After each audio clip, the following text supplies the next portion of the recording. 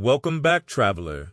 Tonight we go far out across the sea, further than any map will take you, to a place every voice has told you is gone, swallowed, sunken, drowned an age ago beneath a mile of cold green water, and we will find it, just for tonight, still standing, still glowing, still whole. There is nothing you need to do now, nothing to remember, and nothing to follow. This story asks nothing of you. It only unfolds, slowly, the way the tide unfolds, coming in and going out, without effort, and without any hurry to end. If your eyes are heavy, let them close. Wherever you are lying now, let your body grow a little heavier than it was a moment ago. Feel the weight of your shoulders sinking back, the weight of your hands, the weight of your legs, resting, held. You do not have to hold yourself up anymore. The bed, the pillow, the dark, they are holding you now, and all you have to do is listen and drift and let the story carry you out. There is no part of tonight's story that you must keep hold of. You will not be asked at the end what you remember. The names may come and go like lights on a far shore, and if they slip away from you, that is not a loss, it is exactly what is meant to happen. Let them slip.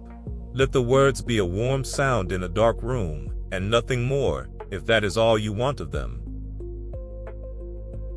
So take a slow breath in, and let it go, and feel the day leave you the way the light leaves the sky at evening, slowly, and then all at once. Somewhere far away, and very long ago, there is an ocean at night, warm and dark and breathing, and on its far horizon there is a low, warm golden glow, resting on the edge of the world like the memory of a sunset that never quite finished. You are looking, without knowing it yet, at Atlantis. And because you have all the time in the world, and nowhere else you need to be, we are going to walk toward it, slowly, across the water, back through thousands of years, all the way to the very beginning, when the age of Atlantis had not yet ended, and had not even begun. Let us begin. In the beginning, before there was any city, before there was any name, there was only the sea, and a single quiet island resting in the middle of it. Picture it now, floating up gently out of the dark, a green island, low and broad, ringed all around by warm blue water, with no towers yet, and no harbors, and no people. Only soft hills, and long grass moving in the wind, and a wide plain running down toward the shore, and one gentle mountain at the island's heart, no higher than a hill you might climb in an afternoon and rest on top of, watching the light change. The grass there is deep and green, and it moves in slow waves when the wind crosses it, the same slow waves as the sea, so that the whole island seems to breathe, the water breathing in one rhythm and the grass breathing in another, both of them unhurried, both of them old. Let nothing at all happen there for a moment with it. Just the grass, and the water, and the wind. There is time. There is so much time. The old storyteller said that in those first days, the island belonged to no one, and that when the gods divided the whole earth between them, quietly and without quarrel, each taking the land that suited them best, this island in the far western sea came to Poseidon, the god of the ocean. It suited him. It was surrounded on every side by his own waters, so that he could reach it whenever he wished, rising up out of the deep, and no other god had any claim upon it. It was his, and it was peaceful, and for a long while nothing happened there at all. On the island, in those first days, there lived a young woman named Cleito. She lived near the center of the island, close to the low mountain, in a small house of stone, and she was, by every telling, extraordinarily gentle and extraordinarily kind. When her mother and father grew old and passed quietly out of the world, she was left alone there, in the green heart of the island, with no one to look after her but herself, and the sea for company. And Poseidon, moving through his waters, watching over the island that was his, saw her, and loved her, and came up out of the sea to be near her, and to keep her safe, and the two of them made a life together on the island, in the deep grass, under the wide and turning sky. But Poseidon, being a god of the restless sea, and knowing how the sea could rise, worried for her safety, alone as she was at the center of everything. And so he did a strange and beautiful thing. He reached down into the island itself, into the rock in the soil, and slowly, gently, the way you might shape wet sand with the flat of your hand, he began to shape the land around her. Watch it happen now. It happens slowly. Nothing a god does need ever be quick. Around the low mountain at the island's heart, where Cleito lived, the ground begins to sink and to rise. It sinks in rings, great circular channels one inside the other, filling smoothly with warm blue water drawn up from the sea.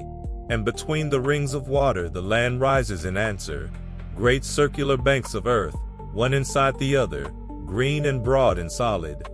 A ring of water, then a ring of land, then a ring of water, then a ring of land.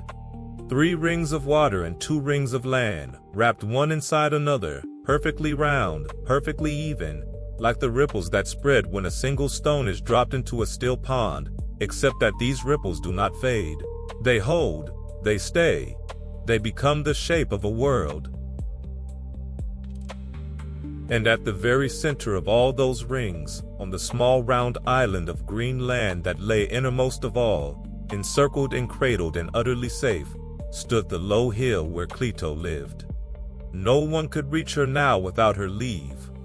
To come to her you would have to cross ring after ring of deep blue water, and there were no bridges yet, and no boats but the ones Poseidon allowed. She was held at the center of the island the way a seed is held at the center of a fruit, the way you are held right now, at the center of this quiet dark, with the whole soft weight of the night wrapped around you, ring upon ring, keeping you safe. And there was more, for Poseidon, wanting her to want for nothing, made 2 springs rise up out of the ground on that innermost island. One spring ran cold, clear and cold and bright, the coldest, sweetest water you have ever tasted, so cold it makes your teeth ache pleasantly. Water you could drink on the hottest day and feel move all the way down through you like a small, cool river. And the other spring ran warm, steaming gently in the morning air, soft and mineral and soothing, a spring you could lower yourself into slowly, up to your shoulders, and feel every knot in your body come loose and float away. 2 springs, side by side at the center of the world, one cold and one warm, and neither of them ever ran dry. In all the long ages of Atlantis that followed, through every season, through every year, they never once ran dry. The water simply rose and gave itself away, endlessly, generously asking for nothing. Imagine lowering yourself into the warm spring now. The stone beneath you is smooth. The water comes up around you, exactly as warm as you would want it, holding you so that you barely have to hold yourself at all. Steam rises softly past your face and vanishes into the cool night air, and somewhere nearby, the cold spring is murmuring over its stones, and the deep grass moves, and the sea breathes, beyond the rings, slow and patient and far away. There, on that innermost island, Cleito and Poseidon raised their children. 5 times she bore twin sons, 10 sons in all, 10 strong and gentle boys, born 2 by 2, and each pair was raised in the green heart of the island, in the sound of the 2 springs, under the turning stars. And when those 10 sons were grown, Poseidon divided the whole island between them, the way the gods had once divided the whole earth. He gave to each of them a portion of the land, and made each of them a king in his own right, and set over all of them the eldest, the firstborn of the very first pair of twins, as high king above the rest. The eldest son's name was Atlas, and it was for him that the island was named Atlantis, the land of Atlas, and the great sea all around it was named the Atlantic, the Sea of Atlas, a name it still carries, quietly, to this very day, long after everything else was forgotten. When you say the name of that ocean now, you are saying, without knowing it, the name of a boy raised between 2 springs at the center of a ringed and vanished island, more years ago than anyone can count. Let that settle. There is no need to hold on to any of the names. They will keep. Atlas, Cleto, Poseidon, the two springs, the rings of land and water. Let them drift where they will. You do not have to remember anything tonight. That is the whole gift of this hour, that you do not have to remember or plan or carry anything at all.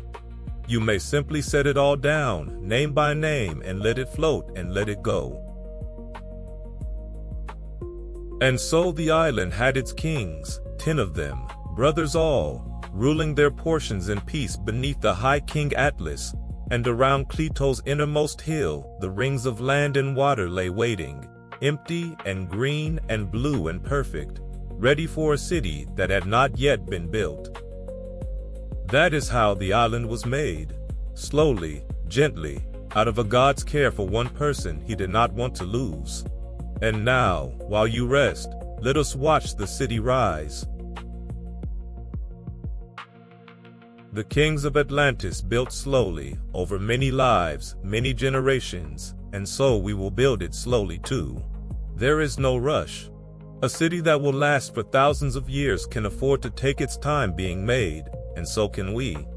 The first thing they built were the bridges. For all those long first years, no one could cross the rings of water that surrounded Cleto's innermost hill. But the kings, wishing to honor the place where their line had begun, cut passages through the great rings of land, and over the rings of water they laid bridges, wide and low and strong, broad enough for chariots to pass one another, made of stone so pale it looked almost white in the sun and almost blue in the moonlight. And they built them in a line, one after another, so that a single straight road ran from the outer sea all the way to the center, over a bridge, across a ring of land, over a bridge, across a ring of land, over the last bridge, and at last onto the sacred central island where the two springs still rose. Follow that road inward for a moment, in no hurry at all. Over the first pale bridge, the water dark and calm on either side of you. Across the broad green ring of land, where in later years there would be gardens and groves. Over the second bridge, across the second ring, over the last bridge, the longest and the lowest, so close to the water that you could trail your hand in it as you crossed. And then the ground rises gently, and you have arrived at the very center of Atlantis, where it all began. And then they dug the Great Canal.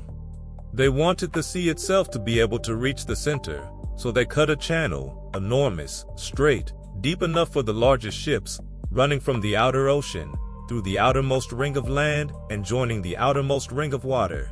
And then they cut channels through each ring of land in turn, joining ring to ring, so that a ship could sail in from the open sea, pass through gate after gate, ring after ring, and come to rest at last in the innermost harbor, in the shadow of the central hill.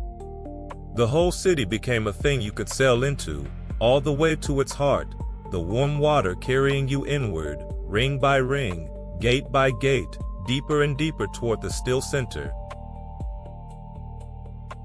And where the Great Canal met the outer sea, and at every place where a bridge crossed over water, they raised the land on either side and built high round towers, and hung enormous gates between them, so that the whole city could be opened or closed like a great slow flower. In the day the gates stood open, and the water traffic moved freely, and the sound of it drifted across the rings, oars and voices, and the creak of rope, and the slap of small waves against stone. And at night the gates closed, softly, and the city grew quiet, and the water inside the rings lay still and dark and full of stars. Then they faced the rings of land with stone, all around the edge of each ring, where the earth met the water, great walls and keys of stone, so that no bank ever crumbled and no edge ever wore away. And here is the thing the old story lingers on, and so we will linger on it too, because it is beautiful, and because it is slow. They built each ring from a different colored stone. The stone of the outermost ring was white, warm white, like old ivory, like the moon. The stone of the middle ring was black, deep and smooth and cool, like still water at night, like the space between the stars. And the stone of the innermost ring was red, a soft warm red, the red of embers, the red of the sky in the last moments before the sun is gone. White and black and red, ring within ring within ring. And because they quarried much of this stone from beneath the island itself, the digging left great hollow caverns in the rock, and these they roofed over and made into covered harbors and boathouses, cool and echoing and dim, where ships rested out of the sun. Picture the city now from far above, the way a slow bird might see it, drifting on the warm evening air with its wings barely moving, the outer ring, pale white, holding the black water.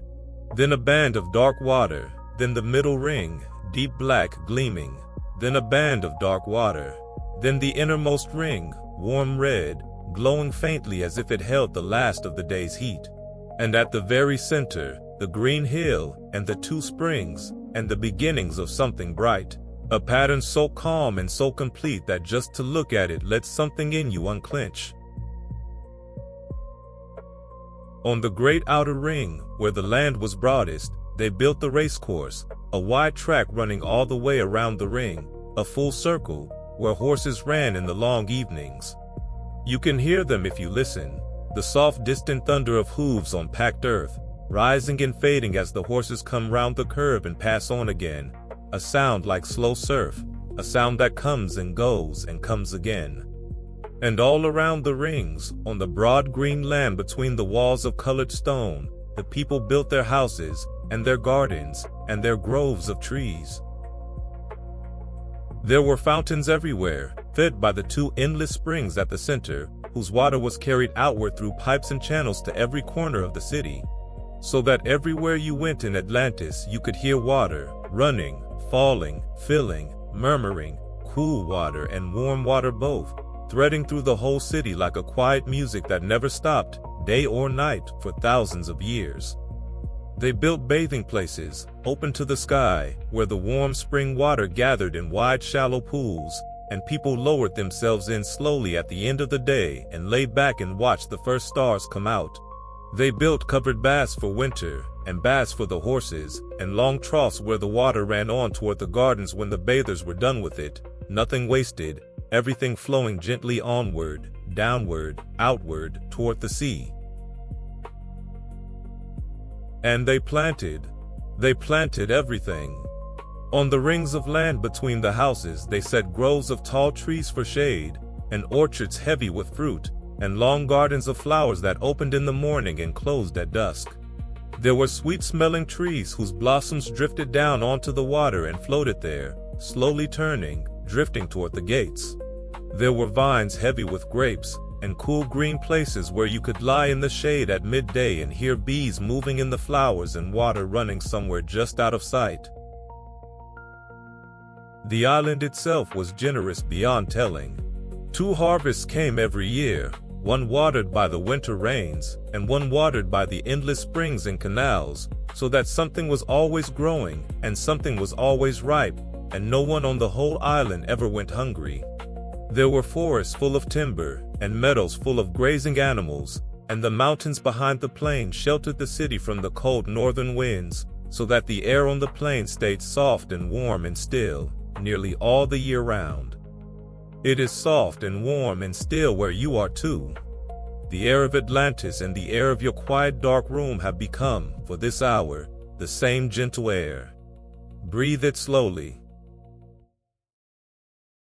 And so, over many long and peaceful generations, the ringed island filled with a great and beautiful city.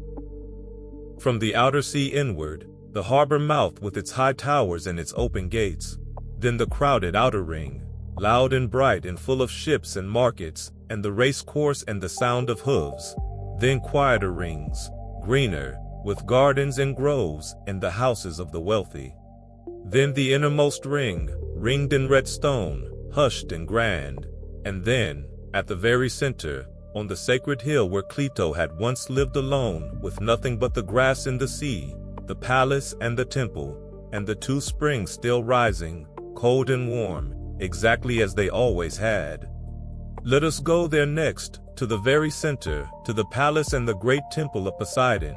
But slowly, The city has taken thousands of years to build. It is not going anywhere, and neither are you. Each king who came after added to the palace at the center of the world, wanting to outdo the one who had come before, not out of pride in those early days, but out of love.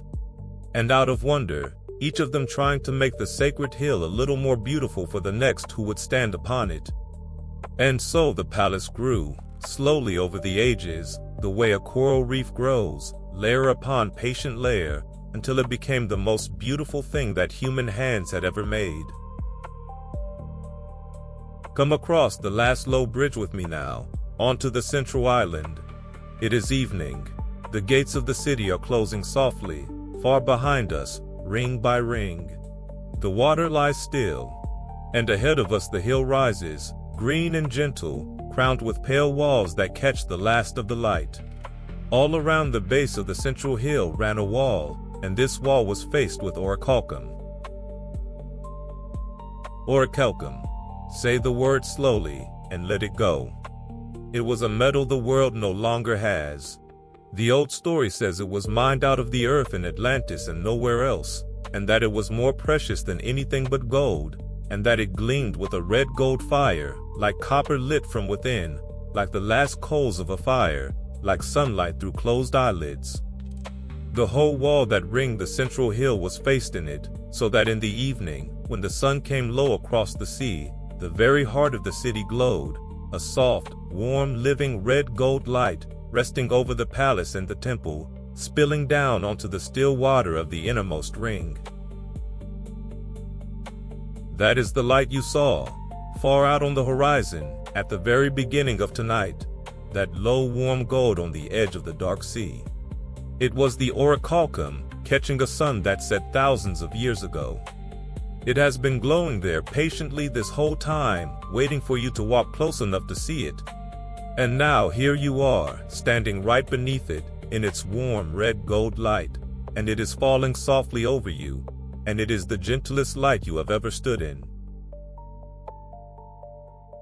Within that glowing wall stood the royal palace, all pale stone and cool courtyards and long shaded colonnades, with gardens between the buildings and fountains in every court, and everywhere the sound of the two springs, carried in through channels of stone, cold water and warm water threading through the halls.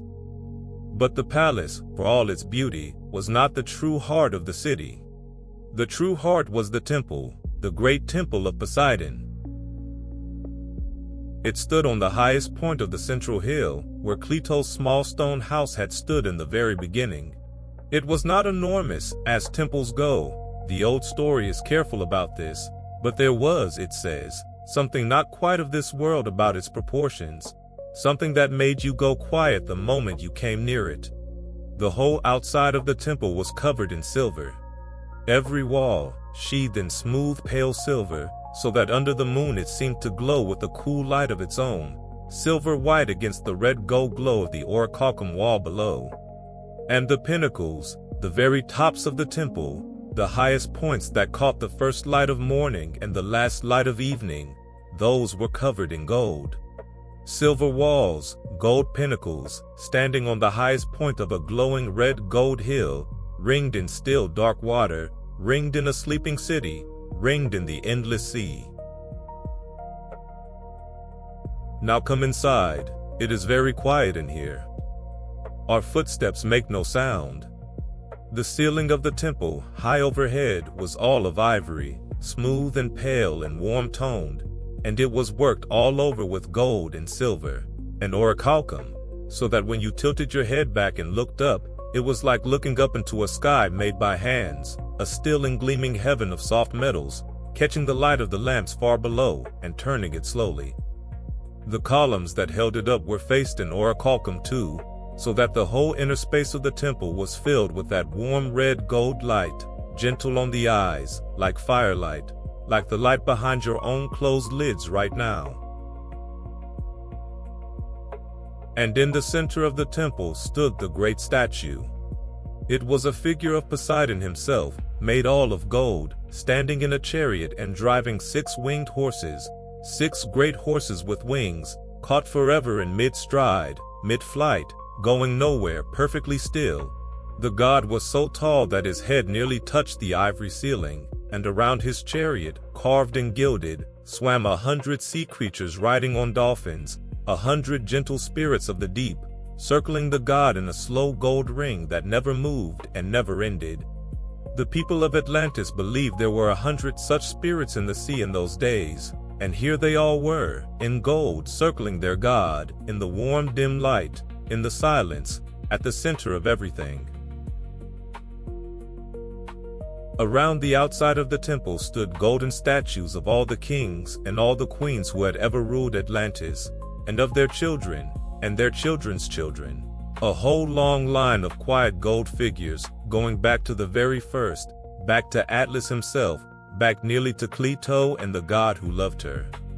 Generation upon generation, standing in the temple garden, keeping watch, saying nothing, while the springs murmured and the light changed and the years went by like slow water.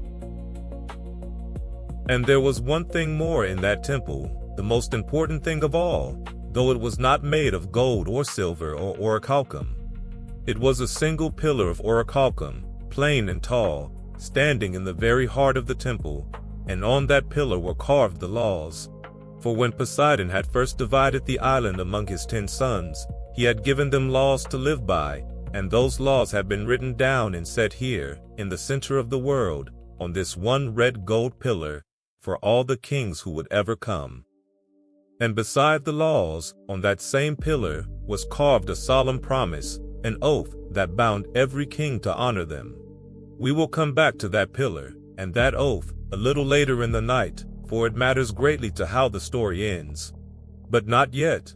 For now, let it simply stand there, tall and quiet and glowing softly in the dim, keeping the oldest promises safe. There is nothing you need to do about it now. There is nothing you need to do about anything now. Outside the temple, in the still evening, the 2 springs went on rising as they always had, the cold one and the warm one, gathered now into beautiful fountains and basins and shaded pools. The kings had built houses over some of the springs, and planted trees around them, wonderful trees that grew tall and strange in the warm mineral water, and set aside pools for themselves, and pools for the ordinary people, and pools for the horses and the beasts of burden, each with its own quiet place, each fed by that same endless generous water that had been rising there since the very first day, since before there was a city, since before there was anyone at all to drink from it. And the water they did not use, they let flow onward, outward through the rings, into the great canal, out through the gardens, out at last through the gates and into the sea, carrying with it the fallen blossoms of the temple trees, turning slowly, drifting slowly, going home to the ocean it had come from. Everything in Atlantis flowed gently outward, and everything returned to the sea in the end. The water, the blossoms, the light. And someday, though no one there yet knew it, the city itself. But that is a long way off still. Tonight, at the center of the world, in the warm red gold light, with the springs murmuring and the gold god standing silent in his chariot of winged horses, everything is peaceful, and everything is whole, and there is nothing coming that you need to be afraid of. Not tonight. Not for a long, long time. Rest here a moment, in the temple garden, among the quiet gold kings. Let the warm light rest on you. Let the sound of the 2 springs fill the space where your thoughts used to be. The whole city is holding its breath, softly, and so, for just a moment, may you.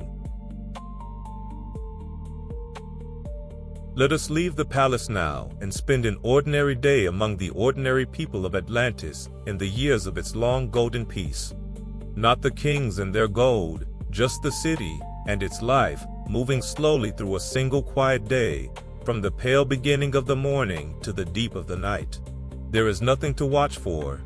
Nothing happens today. That is exactly why we are going. It begins before dawn. The gates of the city are still closed, and the water inside the rings lies black and perfectly still, holding the last of the stars. The whole city is asleep. In the houses along the rings, in rooms of cool pale stone, the people of Atlantis are sleeping, under light-woven blankets, in the soft dark, their breathing slow, exactly as your breathing is slow now. The only sound in all the city is the sound of the two springs, running on through the night as they always do, and the fountains they feed, murmuring softly in 1,000 courtyards, and somewhere, far out beyond the gates, the sea. Then the sky begins to change. Not quickly. The black softens to the deepest blue. The stars begin, one by one, to let go. And along the eastern edge of the world, where the sea meets the sky, the faintest gray light rises, and then the faintest gold, and it touches, first of all, the very highest thing in the city, the golden pinnacles of the temple, on the highest point of the central hill. They catch the first light and hold it, glowing, while the whole rest of the city is still in shadow. A single point of gold, burning quietly, high above a sleeping city, telling the morning it may come. And the morning comes. Slowly, the light slides down the silver walls of the temple. It reaches the red gold orichalcum wall around the hill, and the whole central hill begins to glow. It spreads outward across the rings, touching the red stone of the innermost ring, then the black stone of the middle ring, then the white stone of the outer ring, until the whole ring city lies washed in soft new gold, and the still water in the rings turns from black to deep blue to bright, and the stars are gone, and it is day. The gates open, you can hear them, the deep, slow, groaning sound of the great gates swinging wide, first at the harbor mouth, then ring by ring inward, a sound that rolls across the water and wakes the city gently, the way a hand on your shoulder might wake you, without a start, without alarm. And on the still water, the first boats begin to move. By the middle of the morning, the city is fully awake and full of its own quiet music. Come and walk through it. We will keep to the shaded side of the street where the air stays cool. In the outer ring, the markets are opening. Under awnings of pale cloth, the traders lay out their goods, fruit from the endless orchards, still cool with the morning, figs and pomegranates and grapes in dark heavy bunches, fish brought in silver and shining from the sea at dawn, bread still warm, and honey and jars of oil, cloth dyed in soft colors, small carved things of wood and bone.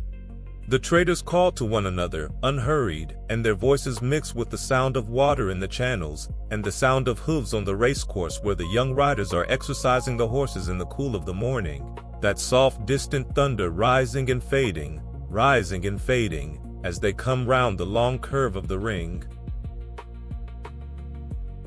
There is no hunger here. Remember that as you walk. The island gives 2 harvests every year, and the sea gives endlessly, and the springs never fail, and so no one in Atlantis wakes afraid. The children play in the fountains. The old people sit in the shade of the temple trees and talk quietly and watch the water. There is work, and there is rest, and there is more than enough, and the day is long and warm and gentle, and no one is in any hurry to be anywhere at all. Let us cross inward, over one of the pale bridges, into a quieter ring. Here the sound of the market falls away behind us, and there are gardens, long green gardens between the houses, with paths of pale stone winding through them, and fountains at every crossing, and benches of cool marble set in the shade. The wealthy families of Atlantis have their houses here, but you would hardly know it, for the houses are low and calm and open to their gardens, and everywhere the doors stand open, and everywhere there is the sound of water, water running in narrow channels beside the paths, water falling from one basin into another, water lying still in shallow pools, with the great flat leaves of water flowers floating on it, and slow fish moving beneath, gold and white, turning, drifting, in no hurry at all. Somewhere a woman is singing, softly while she works, an old song, in a language the world has forgotten, a slow rising and falling tune that means nothing to you now, and needs to mean nothing, a tune like the tide, like breathing. Let it move at the edge of your hearing. You do not need to catch the words. There are no words to catch. There is only the rising and the falling and the quiet in between. Come to one of the bathing places now, in the heat of the early afternoon, when the whole city grows drowsy and slow. The warm spring water gathers here in a wide shallow pool, open to the sky, ringed with smooth pale stone and shaded on one side by tall trees. Steam rises gently from the surface. People come here in the middle of the day to rest, to soak, to let the warmth draw the tiredness out of them.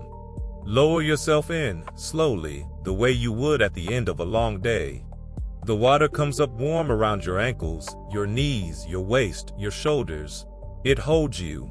You barely have to hold yourself at all. You lean back against the smooth, warm stone, and the steam rises past your face, and above you the leaves of the tall trees move very slightly in a breeze you can barely feel.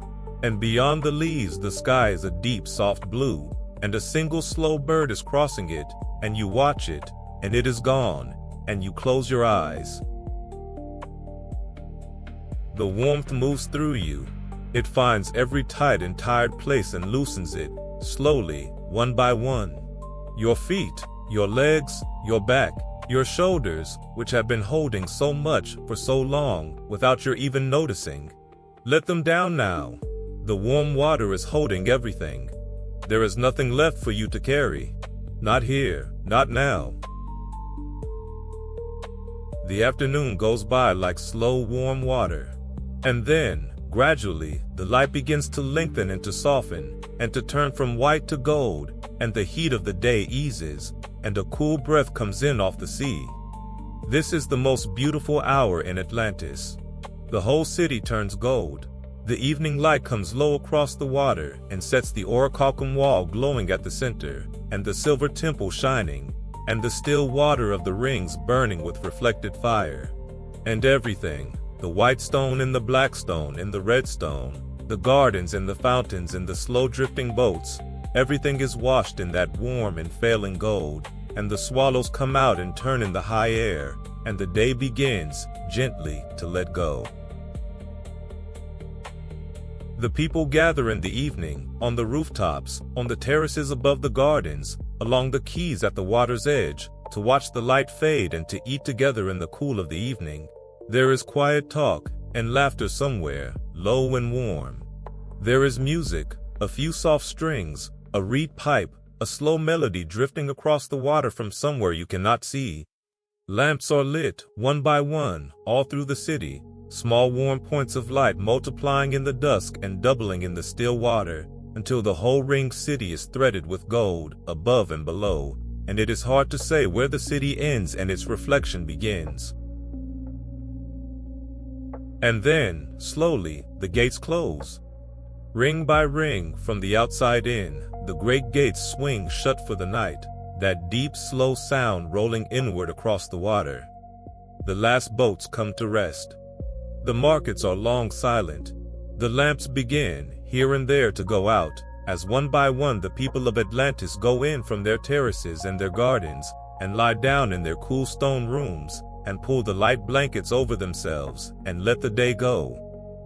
The city grows quiet and quieter, until once again there is only the sound of the two springs, running on through the dark as they always have and always will, and the fountains they feed, murmuring in 1,000 courtyards, and far off beyond the gates, the sea, breathing in and breathing out, in the enormous patient dark.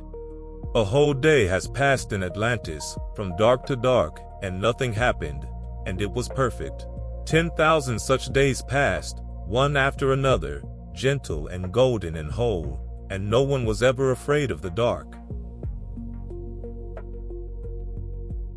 Now let us go back once more to that plain pillar of orichalcum standing in the heart of the temple, the one with the oldest laws carved upon it, for the way the kings of Atlantis kept those laws was itself a beautiful and a quiet thing, and it will carry us gently onward through the night. Remember, there were 10 kings in Atlantis. Each ruled his own portion of the great island, his own region with its own people and towns and fields, and within his own portion each king was master. But over all of them stood the old law of Poseidon, carved on the pillar, and the law was above every king, even the high king in the line of Atlas. No king, however powerful, stood above the law. And to keep that so, the 10 kings came together every so often at the temple in the center of the world to renew their oath and to sit in council together and to make sure that none of them had strayed. They gathered every 5th year and every 6th year, turning about, giving, the old story says, equal honor to the odd number and to the even, so that no one felt slighted, so that the count of years itself stayed balanced and fair. And the way they gathered is worth telling slowly, for it happened at night, and it was very quiet, and it was one of the most solemn and peaceful things that ever took place in that city. Picture the night of the gathering. The 10 kings have come from all corners of the island, and now they are alone together within the temple precinct, on the central hill, inside the glowing orichalcum wall. The city below them is asleep. The gates are closed. The lamps are out. There is no crowd, no ceremony for others to watch, only the 10 of them, and the dark, and the temple, and the god. In the sacred grove of Poseidon, near the temple, there were bulls, allowed to roam freely, untouched, at peace, grazing the temple gardens by day and resting in the grove by night. And on the night of the gathering, the 10 kings, alone without any weapon of iron, carrying only staves of wood and woven nooses of rope, went quietly into the grove to take one of the bulls.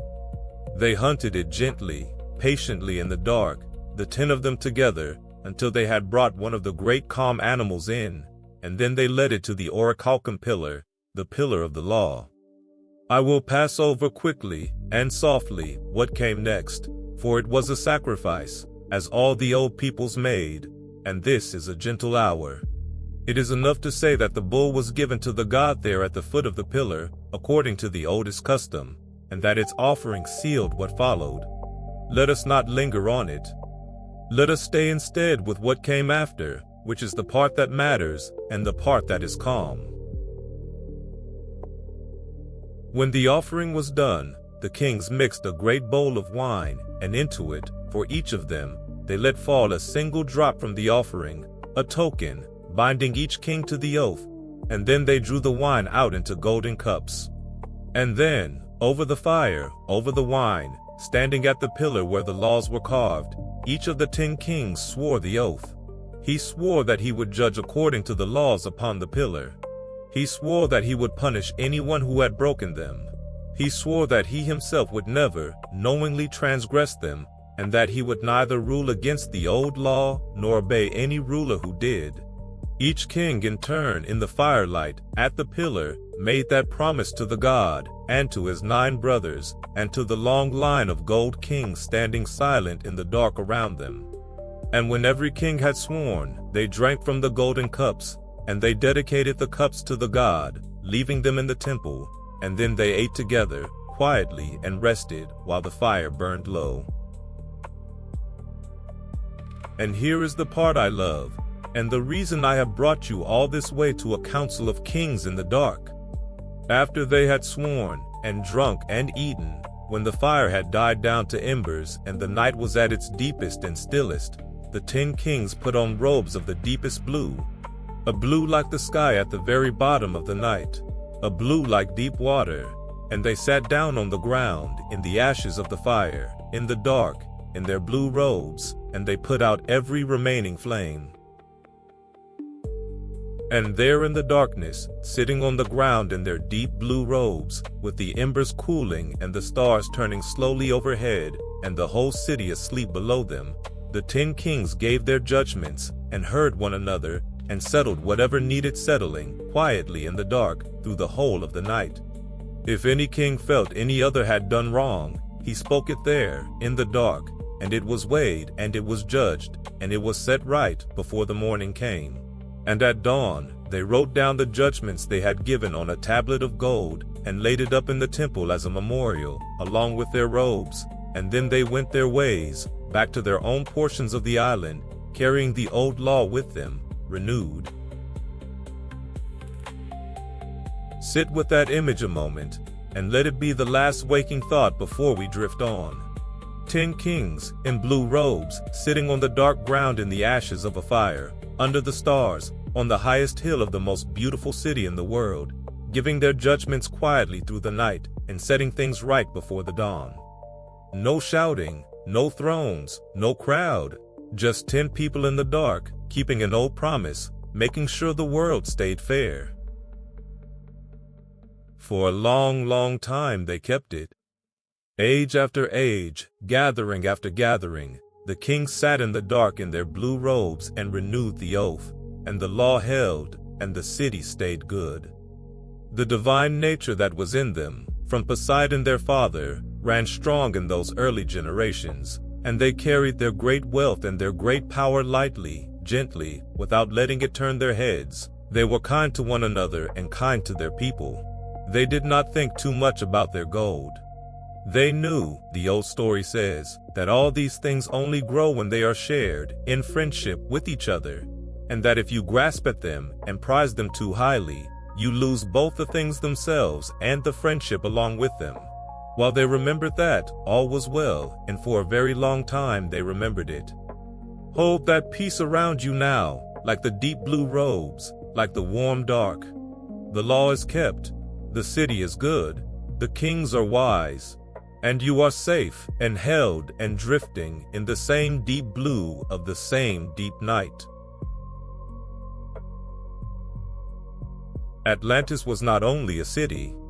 It was an empire, the greatest the world had yet seen, and in the long years of its peace, its power reached out gently across the sea, further and further, the way ripples spread from a stone dropped in still water.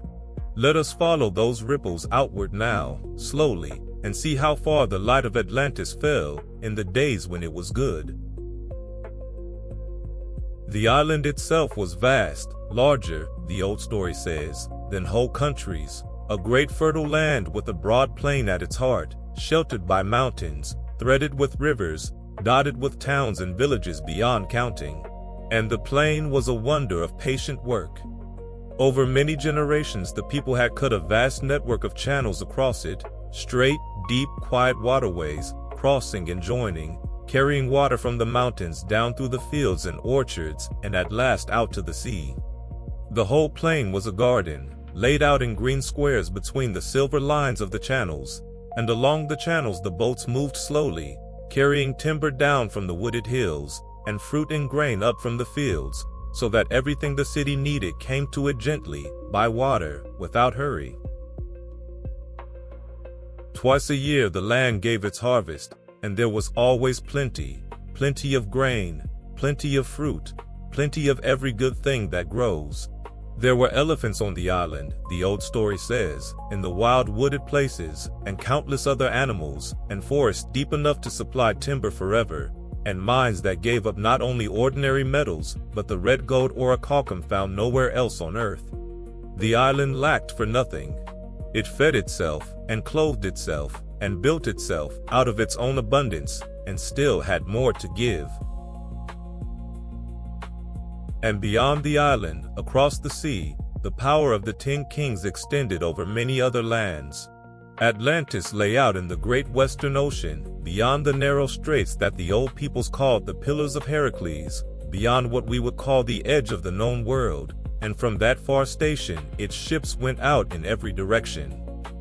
The kings of Atlantis ruled over many islands, and over parts of the great continent beyond, and they held sway even over lands within the inner sea, as far as the borders of Egypt and the lands of Italy. But do not picture this as a harsh dominion in those early days.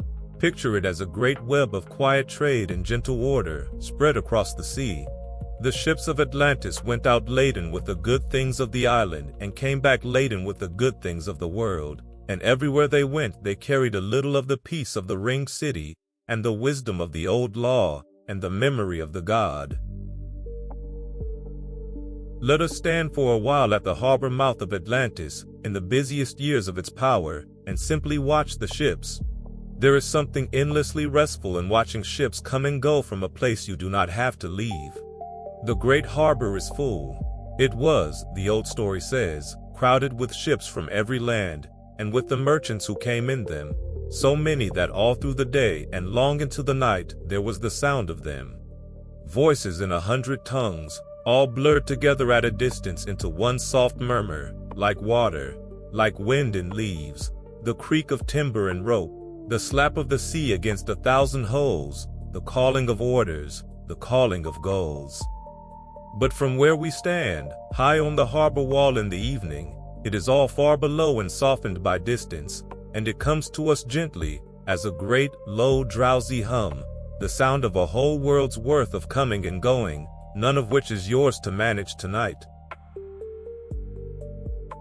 Watch a single ship come in.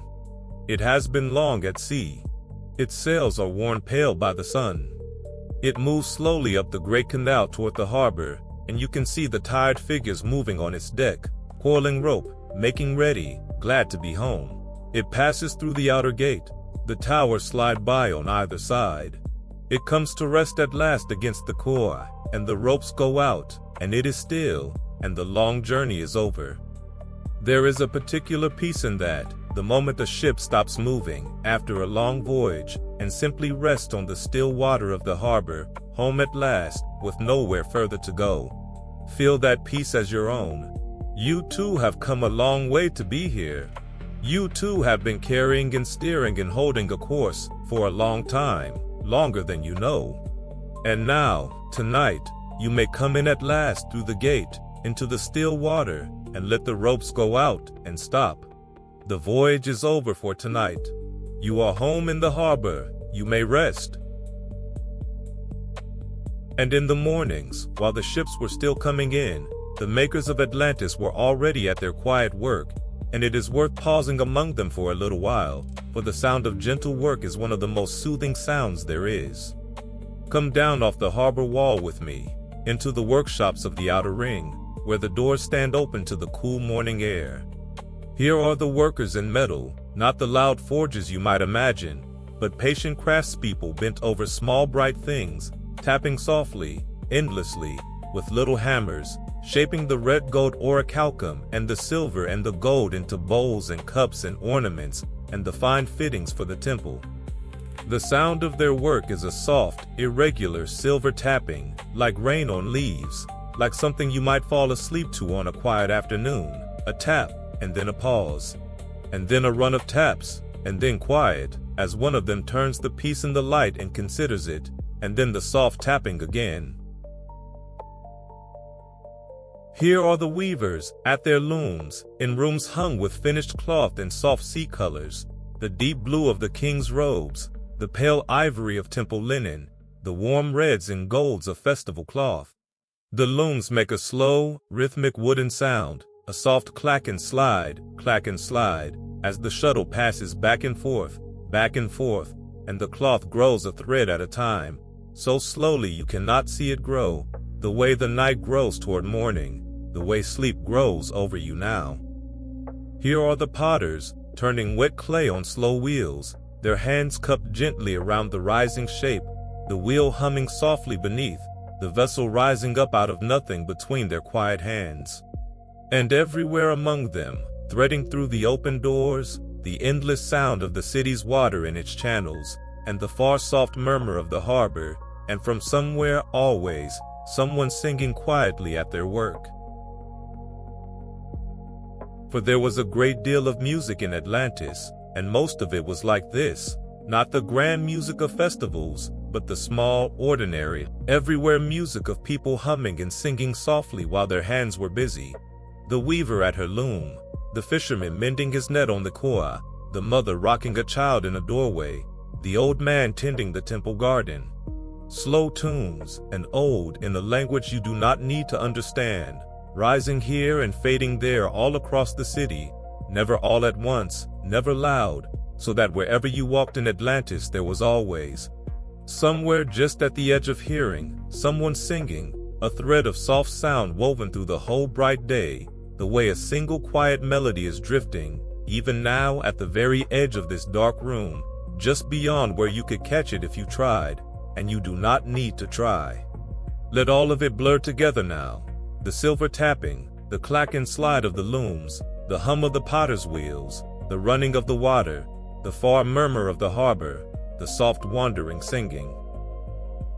A whole city of gentle hands making beautiful things in the morning light, asking nothing of you but that you rest here in the doorway, in the warm shade, and let your eyes close a little further, and drift. For age upon age it went on like this, the harvest and the ships, the harbors and the trade, the horses in the evening and the lamps at dusk, and the kings in their blue robes keeping the old law in the dark. Atlantis grew and grew, in wealth and reach and beauty, and remained through all of it, good. The greatness did not spoil them, not yet. The divine part in them was still strong enough to carry the human part, and they held their vast empire the way you might hold a sleeping child, lightly, carefully, without gripping, and so they did not crush it, and it did not wake, and all was well. But nothing golden stays golden forever, not even Atlantis, and slowly, so slowly that no one living could have marked the day it began, something in the city started, very gently, to change. Not tonight though.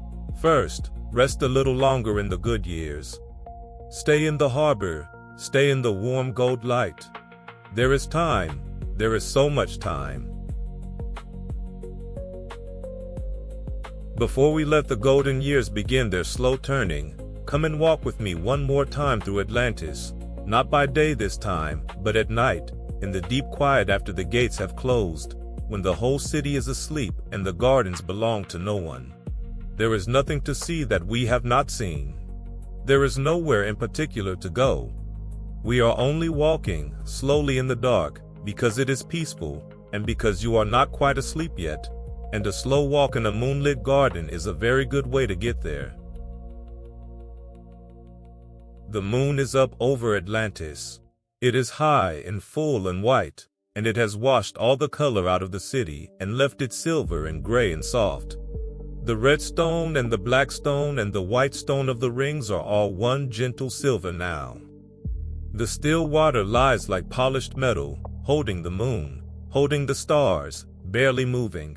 And the gardens, the long green gardens between the houses, the groves and orchards on the rings of land, the gardens are pools of deep blue shadow, cool and dim and sweet smelling, and it is into one of these that we now quietly turn. The path beneath your feet is pale stone, and it holds a little of the day's warmth still, so that it is soft and warm to walk on in the cool of the night. It winds. There is no straight way through a garden, and no reason to hurry through one, and so the path turns, gently this way and then that way, among the dark shapes of the trees, and you follow it slowly, letting it choose the way, letting your feet find the smooth, warm stone in the dark. At night, the gardens of Atlantis smell of things that only open after dark. There are flowers here that stay closed all through the bright hours and wait for the cool and the dark to unfold, pale flowers, moon-colored, that open in the night and pour out their scent into the still air.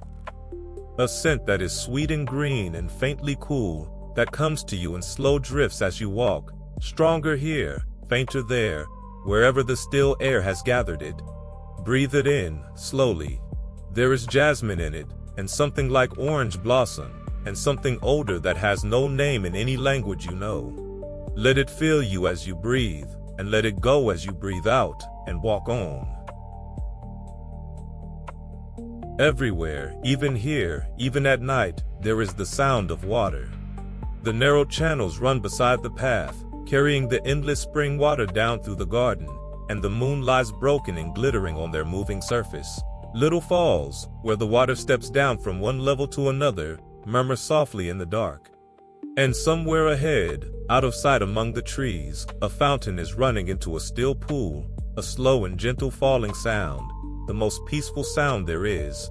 And you walk toward it without meaning to, the way you always walk toward the sound of falling water, and you come out of the trees into a small open court, and there it is. A round pool, ringed in pale stone, with a single low fountain at its center, the water rising softly and falling back, rising and falling, endlessly, patiently. The moon is in the pool. The stars are in the pool. The great flat leaves of the water flowers lie still upon it, and here and there a pale bloom stands open among them, moon-colored, motionless. And beneath the surface, slow and dim, the pale fish move, gold and white by day, but only shadows now, drifting, turning, sinking, rising, in no hurry at all, dreaming whatever it is that fish dream in the dark. There is a bench of smooth stone at the water's edge, and it is still warm, and you sit down on it, slowly, and you rest. There is nowhere further to go tonight. You have come to the still center of a moonlit garden in a sleeping city, and here you may simply sit, and breathe, and watch the water rise and fall, and let the last of the day's weight go out of you and sink away into the warm stone beneath you. Beyond the garden wall, not far, lies the sacred grove of Poseidon, the grove where the great calm bulls roam free, untroubled, grazing by day and resting by night. You cannot see them from here, but you know they are there, in the dark, among the old trees, standing quietly or lying in the deep grass, breathing their slow, enormous breaths at peace. There is something deeply steadying in the nearness of large, gentle animals asleep in the dark. Let the thought of them settle you further. The great warm bodies, at rest in the grove, rising and falling with each slow breath, exactly as your own body is rising and falling now, slower and slower, deeper and deeper, as you sit by the water in the dark. The tall trees of the grove move very slightly, high up, where a breeze you cannot feel down here passes through their tops, and it makes a sound like the sea, a soft and endless hushing, far above you, that rises and falls and never quite stops. Below it, the fountain. Below that, the channels running. Below that, the deep silence of the sleeping city. And under everything, always beyond the gates, the real sea, breathing in the dark. Layer upon layer of gentle sound wrapped around you, holding you, the way the rings of the city are wrapped one inside the other around the still and sacred center where you now sit. You could stay here all night, and no one would ever come, and nothing would ever change, except that the moon would cross the sky very slowly, and the shadows would turn very slowly, and the night flowers would pour out their scent, and the fountain would rise and fall, and the water would run on down toward the sea, carrying the fallen petals, turning them slowly on its dark surface, taking them home. Everything in the garden is going, gently, in the same direction, downward, outward, toward rest, the water, the petals, the moonlight, the hour, and you. All of it flowing, without hurry, without effort, toward the deep quiet at the end of the night. Let yourself go with it. You do not have to get up from the bench. You do not have to walk back. You may simply stay here, by the water, in the warm dark, in the scent of the night flowers, with the great bulls sleeping in the grove and the fountain rising and falling and the trees making their sound like the sea. And let the garden hold you, and let the night carry you, slowly, quietly, exactly as far as you need to go. There were watchers of the sky in Atlantis, in the long peaceful years, and of all the people of the ring city, they may have been the most content. Come up with me now, out of the garden, up onto the high places of the city, where the watchers kept their long, slow vigil among the stars. It is the last quiet thing we will do before the story begins to turn, and it is the quietest of all. There were high towers in Atlantis, at the harbor mouth and along the rings, and on the flat tops of the tallest of them the sky watchers made their places. Open platforms of smooth stone, open to the whole enormous night, high above the lamps and the gardens and the sleeping streets, high enough that the air was cool and clear, and the light of the city could not reach up to trouble the dark. And there, night after night, year after year, age after age, the watchers lay on their backs on the warm stone and looked up, and watched the heavens turn. Come and lie down among them. The stone of the platform is broad and smooth and still warm from the sun. Lie back on it, slowly, and let it take your weight, all of it, from your heels to the back of your head, resting on the warm stone, with nothing to do but look up. And look up. The sky over Atlantis is enormous. There is no glow of any city to dim it, the lamps are far below now, and the air is clear, and so the stars come down almost to the sea on every side. Thousands upon thousands of them, more than you could ever count, scattered across the whole black dome of the night from edge to edge. Some are bright and steady, some are so faint they appear only when you are not quite looking at them, and vanish when you turn to see them, and return when you look away. And across the very middle of the sky runs the great soft river of stars, the pale band of them, pouring from one horizon to the other, so dense and so far that they blur together into a river of light, and the old watchers of Atlantis believed it was exactly that, a river running through the sky, as their own great canal ran through the city, carrying its endless quiet traffic of stars from one edge of the dark to the other. Watch it long enough, lying still on the warm stone, and you begin to feel the sky move. It moves so slowly that at first you cannot see it at all. But the watchers of Atlantis were patient people, the most patient in the city, and they knew the whole sky is turning. Slowly, steadily, all through the night, the stars wheel overhead, rising in the east, climbing, crossing, sinking in the west, the whole vast field of them turning together around a single still point high in the north. Like the slow turning of an enormous wheel, or the slow turning of the city's own rings, or the slow turning of water going gently down. Lie still and breathe and watch, and you can just begin to feel it, the great slow turn of the heavens, carrying every star, carrying the whole night, carrying you around and around without hurry, without end.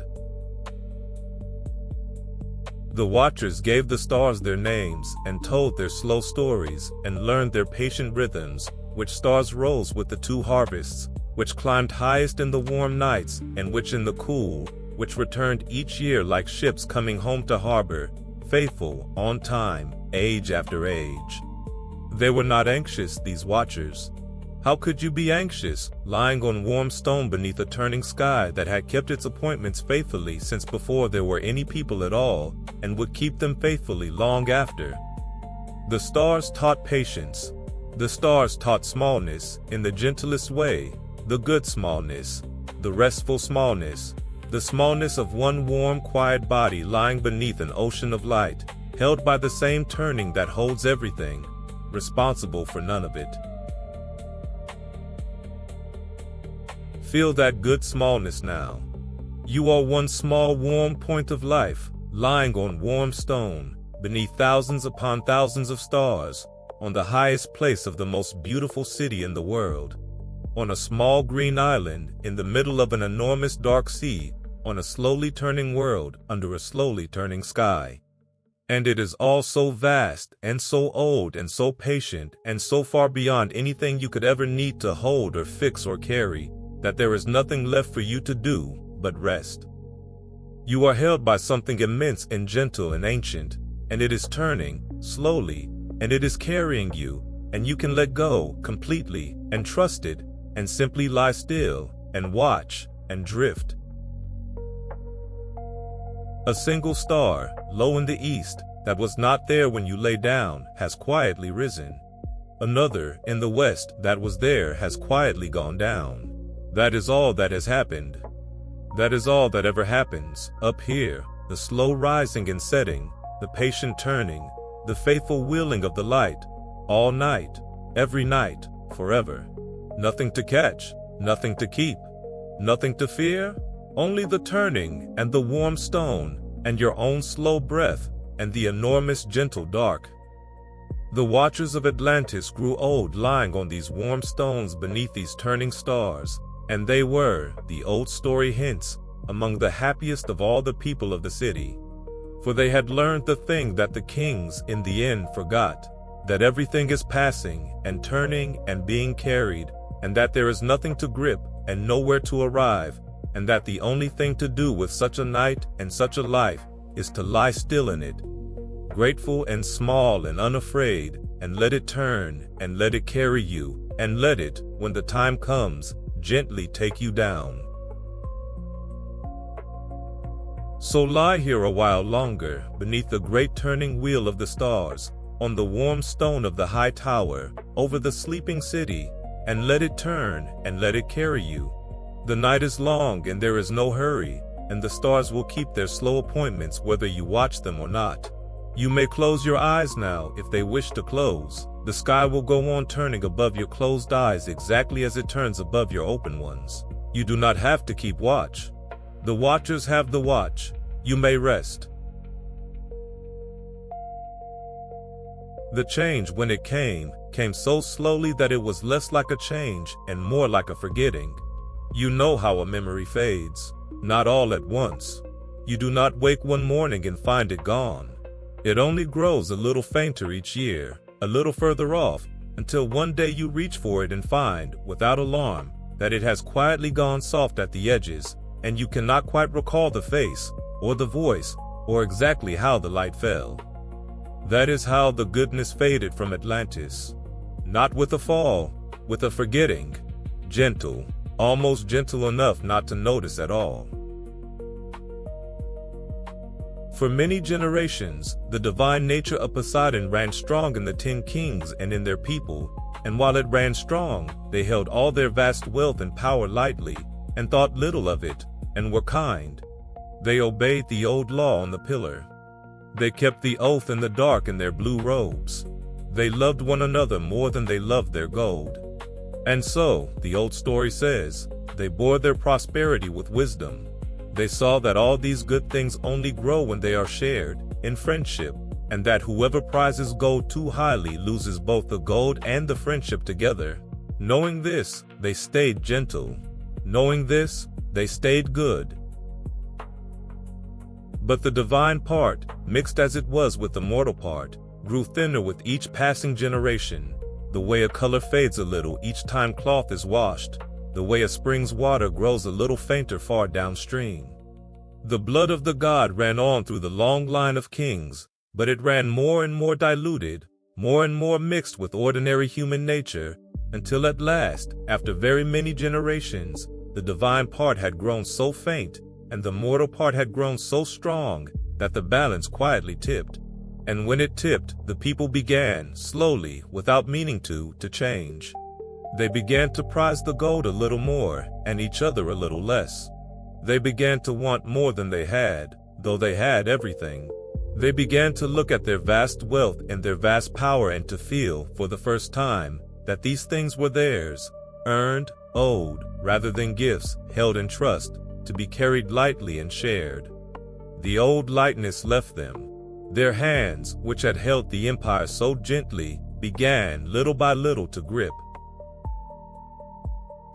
Now, here is the thing to hold on to as we move through this part of the night, so that none of it disturbs you. To ordinary eyes, nothing seemed to be wrong at all. The city was still beautiful, more beautiful than ever in fact, for the later kings built and gilded and adorned as never before, piling splendor on splendor, gold on gold. The harbors were still full, the harvest still came twice a year. The fountains still ran, and the horses still thundered softly round the racecourse in the evenings, and the lamps still doubled in the still water at dusk. If you had walked through Atlantis in those late days, you would have seen only a city at the very height of its glory, richer and grander than any city before or since. You would not have seen the forgetting. It did not show. It was inside. That is the quiet truth the old story tells, and it tells it without fear, and so may we. The change was not in the stones. The stones were finer than ever. The change was in what the people could no longer see. They still had the temple, and the pillar, and the old law carved in orichalcum at the center of the world, but they walked past it now without slowing. They still held the gathering, every 5th year and every 6th, and put on the blue robes and sat in the dark, but for more and more of them it had become only a custom. A beautiful old habit, its meaning grown faint, the way the words of a song you have sung 1,000 times can come out of your mouth while your mind is somewhere else entirely. They had not become cruel. This is not a story of a wicked city. It is gentler and sadder than that. They had simply, slowly, over ages, forgotten what they were, forgotten that everything they had was a gift, and that the gift was meant to be carried lightly and shared. They filled with something the old story calls unrighteousness, but it was the unrighteousness of people who have too much and have forgotten to be grateful for it, which is the quietest and most ordinary kind, and the easiest of all to fall into, and the hardest of all to see in yourself. Let that be a soft thought, not a sharp one, as you lie here in the dark. It is only the oldest of lessons, told in gold and water, that what we have is a gift, that it is meant to be held gently and shared, and that the moment we begin to grip it, and to call it ours, and to want more, is the moment it begins, very quietly, to slip away. The people of Atlantis knew this once. They carved it on a pillar. And then, so slowly they never felt it happen, they forgot. And high above the world, the old story says, there was one who did not forget. Zeus, the god of gods, who sees all things and watches the turning of the ages, looked down upon Atlantis, upon that beautiful, glittering, gold-heavy city that had once been so good and had grown so quietly, so far from itself, and he saw what had happened to it. He saw a noble people fallen out of grace with themselves, sinking under the weight of their own splendor without even knowing they were sinking. And he resolved that something should be done, not out of anger, the old story is careful to suggest, but out of something more like sorrow, and a wish to set the balance right, and perhaps, in the end, a kind of mercy. And here, at the very moment the god begins to speak, at the very edge of the ending, the old story breaks off. The ancient page is torn. The teller, all those thousands of years ago, set down his account of the gathering of the gods and their solemn purpose, and then wrote no more. Or the rest was lost, and the words simply stop, mid-thought, in the great hall of heaven, with Zeus about to speak, and the fate of Atlantis hanging, unspoken, in the air. So no one truly knows what was said in that high hall about the ringed and glowing city in the far sea. No one ever wrote down the words, but everyone has always known what came after. Everyone has always known how the story of Atlantis ends. And it ends, as you know, in the sea. Softly. We will go there now, into the last day, and the ending, and I promise you, it is the gentlest ending there is. It is the ending you have been drifting toward all night. It is very much like falling asleep. The last day of Atlantis was, by every telling, an ordinary day. That is the mercy of it. No one knew. No one spent it afraid. The people woke, as they always had, to the first gold light on the temple pinnacles. The gates opened. The markets filled. The horses ran. It was, from beginning to end, a beautiful and unremarkable day, exactly like the 10,000 golden days that had come before it, and no one who lived it ever knew it was the last. Let us spend that last evening in the city. Gently, there is nothing to dread. We already know how it ends, and it ends in rest. The light lengthens and softens and turns to gold, the way it always does. The heat of the day eases. A cool breath comes in off the sea. The whole ringed city turns, one last time to that warm failing gold, the orichalcum wall glowing at the center, the silver temple shining, the still water of the rings burning softly with the reflected fire. The swallows come out and turn in the high air.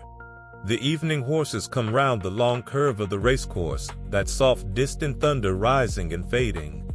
And out beyond the gates, on the darkening sea, the last ships of the last day are coming home, their small lights moving slowly across the water toward the glow of the city, guided in, as every ship had always been, by that low warm gold on the horizon. The people gather in the evening, as they always have. On the rooftops and the terraces and the quays, they gather to watch the light fade and to eat together in the cool air. There is quiet talk. There is laughter somewhere, low and warm. There is music drifting across the water, a few soft strings, a reed pipe, a slow melody from somewhere you cannot see.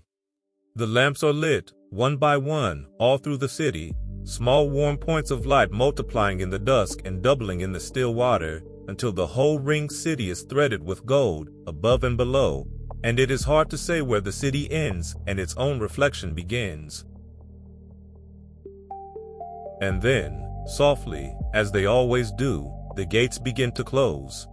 Ring by ring, from the outside in, the great gates swing shut for the night, that deep, slow sound rolling inward across the water, the sound that has closed every night of the city's long life. The last boats come to rest. The markets fall silent. And one by one, all through the city, the people of Atlantis go in from their terraces and lie down in their cool stone rooms, and pull the light blankets over themselves, and close their eyes, and let the long golden day go, exactly as they had let go of every day before it, without fear, without foreknowledge, sinking gently down into an ordinary and peaceful sleep. Let yourself sink with them. All across the city, the breathing slows. All across the city, the bodies grow heavy and warm and still. The lamps go out here and there, and then everywhere. And there is only the sound of the two springs, running on through the dark as they always have, and the fountains they feed, murmuring in 1,000 courtyards, and far off beyond the closed gates, the sea, breathing in and breathing out, in the enormous patient dark. The whole city is asleep. The whole city is at peace. And you are one of them now, lying in the warm dark at the heart of the most beautiful city there ever was, on its last and quietest night, held and safe, and sinking slowly down toward sleep. And in the deepest part of the night, when the whole city lay sleeping, the sea came home. It did not come as terror. Let go of every picture you have ever been given of the drowning of Atlantis, the storm, the fire, the crashing towers. That is not how the old story feels when you tell it slowly, in the dark, to someone drifting toward sleep. Tell it slowly, and it is only this, that the sea, which had made the island, and ringed it, and fed it, and carried it, and loved it from the very first day, the sea, at the last, simply gathered it back.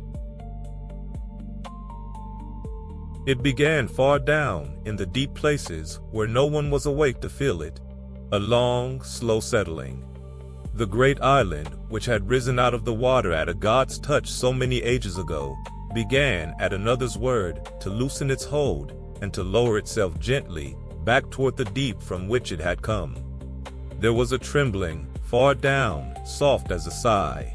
And the water in the rings, which had lain so still, stirred and rose very slowly, and began, without haste, to come inward and upward and home. Picture it as the calmest tide that ever was. The warm sea rising, without a wave, without a sound louder than the ordinary sound of water, up over the lowest keys, into the outer ring, across the race course where the evening horses had run. Rising slowly up the white stone of the outer ring, and the black stone of the middle ring, and the red stone of the inner ring, covering the colors one by one, gently, the way the tide covers the patterns you draw in wet sand, smoothing them away, taking them back. The gardens went under, slowly, the fountains still running beneath the rising water, running on even as the sea closed over them, the two waters meeting and mingling and becoming one. The lamps that still burned went out, one by one, with a soft hiss as the water reached them, small golden lights winking out under the surface, still glowing for a moment beneath the water, and then dark. And the people slept. That is the great mercy of the old story, and the reason it is a story you can fall asleep to. The people of Atlantis were sleeping, deeply, peacefully in the warm dark, as the warm sea rose around them, and they did not wake to fear. They simply passed, without ever surfacing, from the deep sleep of that last ordinary night into a sleep deeper still, from the warm dark of their rooms into the warm dark of the sea, so gently that there was no moment you could point to and say, "There, that is where sleep ended and the deep began." There was no such moment. There was only sinking and softening and letting go and going down slowly into the deep, held all the way. The sea rose up the central hill, last of all. It rose past the palace with its cool courtyards and its silent fountains. It rose to the glowing orichalcum wall, and the red gold light shone on beneath the water for a while, warm and strange in the deep, and then dimmed and softened and was gone. It rose to the silver temple on the highest point, where the great gold god stood in his chariot driving his 6 winged horses that had never moved and would never move now. The water came up the silver walls. It reached the gold pinnacles, the very highest things in all the city, the ones that had caught the first light of every morning. And it covered them, gently, and closed over the top of the world, and the surface of the sea drew smooth again above where Atlantis had been, and the stars came back to rest upon it, turning slowly, as if nothing at all had happened, as if there had never been a city there, as if there had only ever been the sea. And it was done, quietly, completely. In a single night, the old story says, the greatest and most beautiful city the world had ever made lay down beneath the water and was gone. Not destroyed, not broken, only taken back. Gathered home by the sea that had made it, into the deep, into the dark, into a rest so profound and so complete that it has never once been disturbed in all the long ages since. Down there, the old story says, it is still. Down there, far below where any light can reach, where the water is dark and cold and utterly at peace, the ringed city rests on the floor of the sea. The rings of white and black and red stone, the bridges, the harbors, the temple with its gold god and his winged horses, the pillar of the law, and the 2 springs perhaps, rising still, deep in the dark, giving themselves away endlessly, as they always did, to no one, forever. It is all down there, they say. Whole, sleeping, held in the deep the way you are held in the dark tonight, and no more troubled by the passing of the years than a sleeper is troubled by a dream that has long since ended. That is where the legend has always said it lies. And that is why, on certain still nights, far out where the maps show only open water, a sailor might catch the faintest glimpse of a low warm gold upon the horizon. The memory of the orichalcum, glowing softly up through a mile of dark and quiet sea, the sunken city dreaming its long dream, and letting a little of its old light rise, just for a moment, to whoever is far enough out, and quiet enough, and drifting enough to see it. And now you are far out on that dark and quiet sea, and you have seen the light, and there is nothing left to do but drift. You do not have to swim. You do not have to reach the city. You do not have to do anything at all. You are simply floating now, on the warm and gentle swell, far out under the enormous scattered stars, held up by the same sea that holds Atlantis, rocked by the same slow tide that has rocked the world since before there was anyone to feel it, rising a little as the swell comes in, sinking a little as it goes out, rising and sinking and rising and sinking, slow as breathing, slow as your own slow breath. Far below you, deep down in the still dark water, the city sleeps, and its old warm light rises up through all that depth, softened and dimmed by the miles of quiet sea, until it reaches you as the faintest possible glow, warm and gold and gentle, resting on the water all around you, resting on you, the last light of a place that let go of everything, long ago, and found, in the letting go, a rest so deep that nothing has ever disturbed it since. Let that light rest on you, and let it be a kind of permission. Everything the people of Atlantis carried, they set down. Everything they held, they let go of. Everything they built and gilded and gripped so tightly, they finally, gently, released, and it did not break them. It carried them down into rest. And so may you, tonight, set everything down. Whatever you carried into this dark, whatever you were still holding when you lay down, whatever you thought you had to keep hold of until morning, you do not. You can let it go now, the way the city let go, softly, without fear, and let it sink away from you into the deep, where it will keep, where it will be safe, where you can find it again in the morning if you still want it. But not now. Not tonight. Tonight there is nothing to hold. Feel how heavy you have become, how warm, how held. The sea beneath you asks nothing of you. It only rises and sinks and rises and sinks and carries you slowly out past the last of the light into the wide, warm, welcoming dark. Your breathing has grown slow and deep and even. Your body has grown heavy and warm and still. The story is nearly over now, and there is nothing after it but sleep.